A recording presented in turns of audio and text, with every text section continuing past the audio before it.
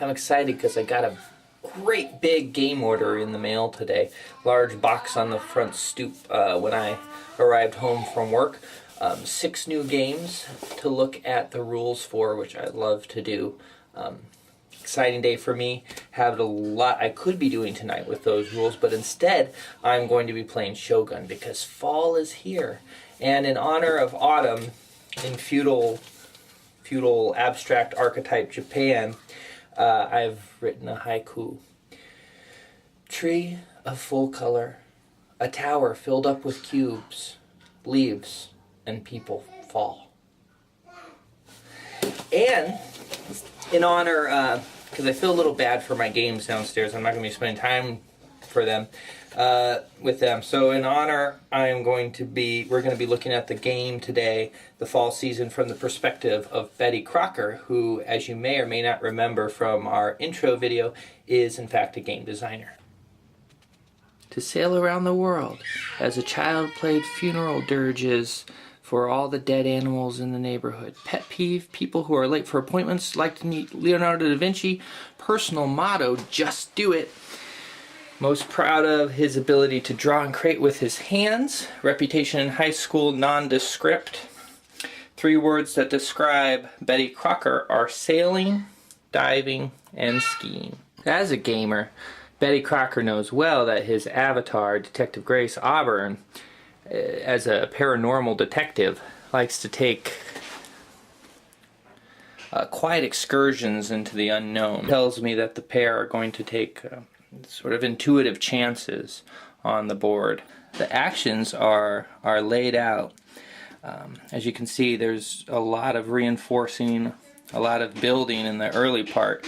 It's unknown where the attacks and the taxation and the rice gathering is going to come up, and that is going to mean a lot for this turn, I believe, because there are some who are low on gold who will be hindered in their actions here. Okay, so Betty and Grace have chosen their actions for the fall, and we'll start with the rice. Went with Tajima. The most Betty could get out of any of his provinces was 4.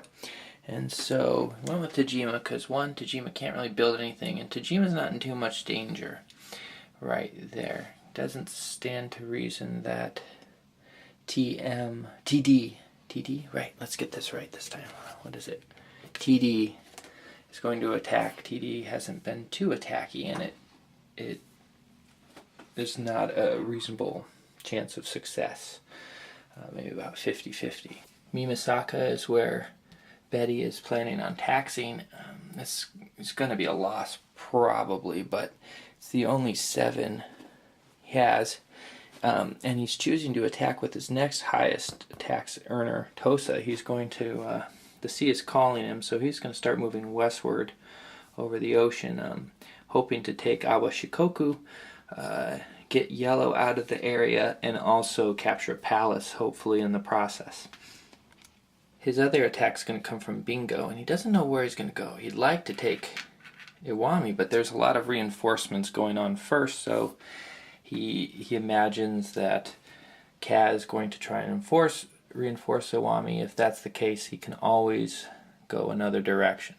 Betty has 3 separate bids going for buildings versus Bison, which is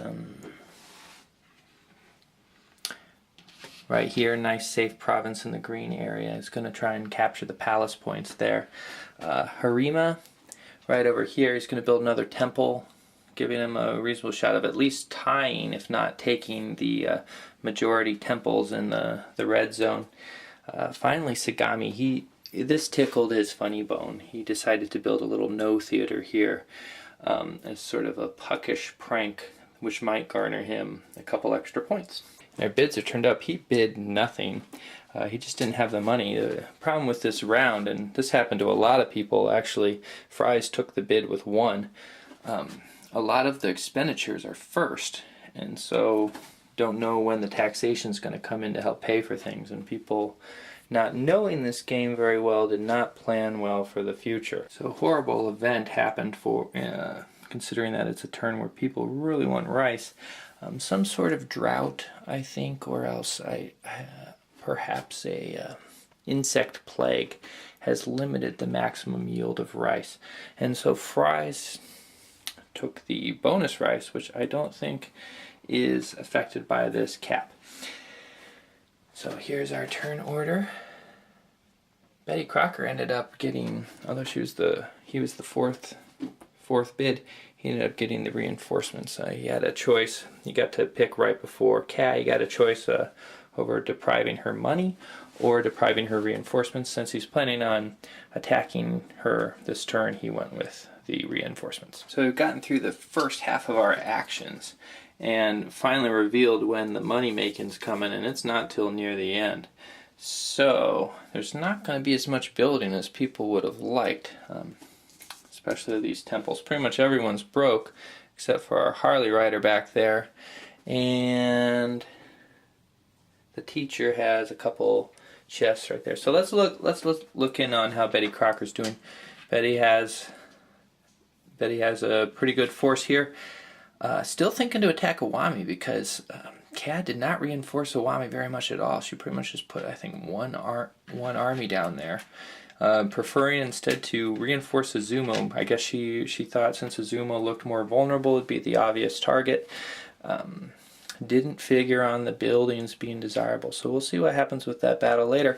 On the flip side, Noodles reinforced Awa Shikoku, which Betty Crocker wasn't necessarily thinking she would do.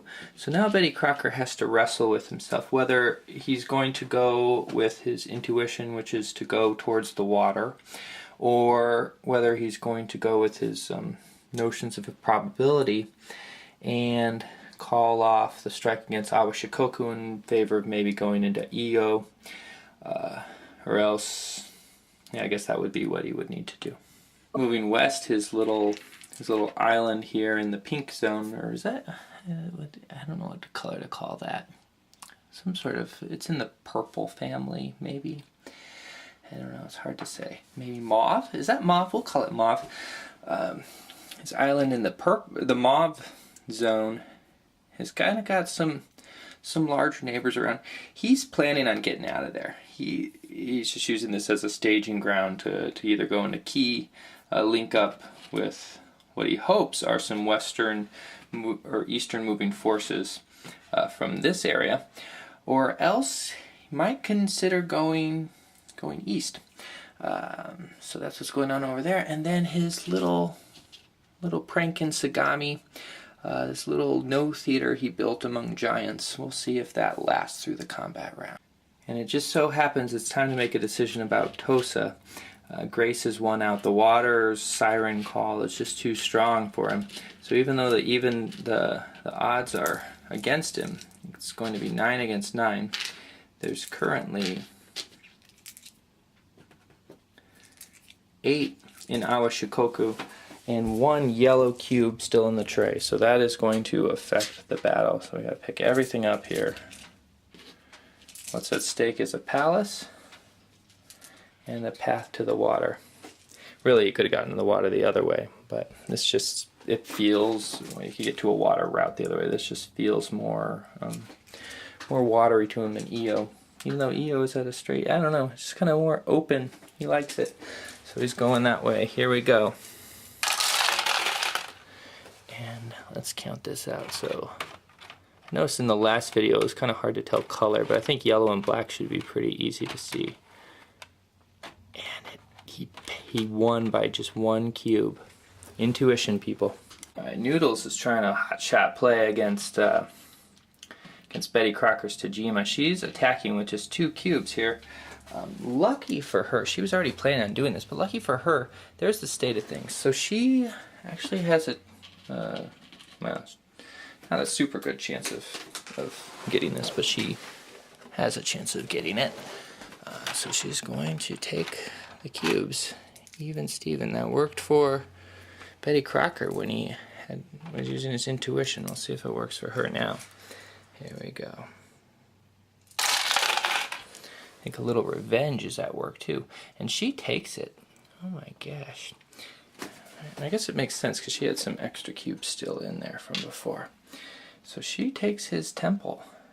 in return for the earlier loss of a palace. I was wrong. Vengeance did not pay off. Well, it did what vengeance does and causes destruction. This farmer is actually working for Tajima, so the place is in ruins and the temple in Kasumi is gone. Now it's time for the attack of Bingo against Owami.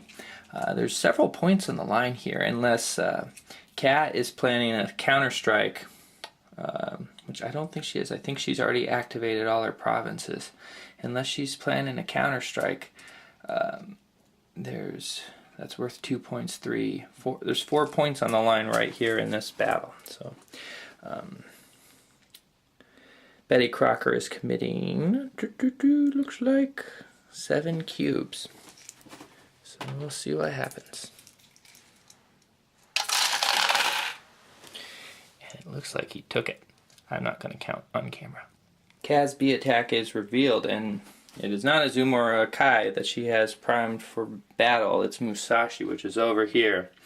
Looks like Betty Crocker's practical joke is in serious jeopardy. She's going to send in... She's kind of mad at him, so she really wants to crush him and take his no theater. So she's going to send in 8. People are not rational, and the farmers are going to be on her side because Betty Crocker is a cruel master here. And of course she takes it. Season's ended, and when all is said and done, Betty Crocker had a bittersweet autumn, I would say. He was able to take some new buildings here and here, a palace and a temple, but he also lost a no theater and a temple, along with 2 provinces. So I think overall he maybe won out, though he lost a lot of troops at the same time. One bad thing that happened was he was supposed to get his rice from Tajima, but he lost Tajima, and so he was unable to get any rice. He had a substantial amount of rice already at 8, so he should be okay. There will be revolts come the winter, which will be happening soon, but they should be manageable. We'll see what happens when winter comes. In other news, Fries has had it kind of rough. He did a retaliatory strike on Shinano, which didn't really get him anything except for a big old region that will be... he could maybe do something with it. Bad thing that just happened to him, though, was Noodles, against all odds, she sent a force to try and take both of these palaces, and she succeeded by 1 army. That was really hard on him, and he's feeling kind of upset. He's pretty much just right here now. He's lost a lot. He's got little island there, but he's hurting. I think he's happy as Mino, but it's sort of like a ivory palace surrounded by thorns. You know, he's just lonely there. Bad news for Betty Crocker. Noodle's revenge is lingering. He just had a revolt in Bizen during the winter time, and it's a strength 2 revolt, so he's going to have to go against 2 farmers here and see what happens.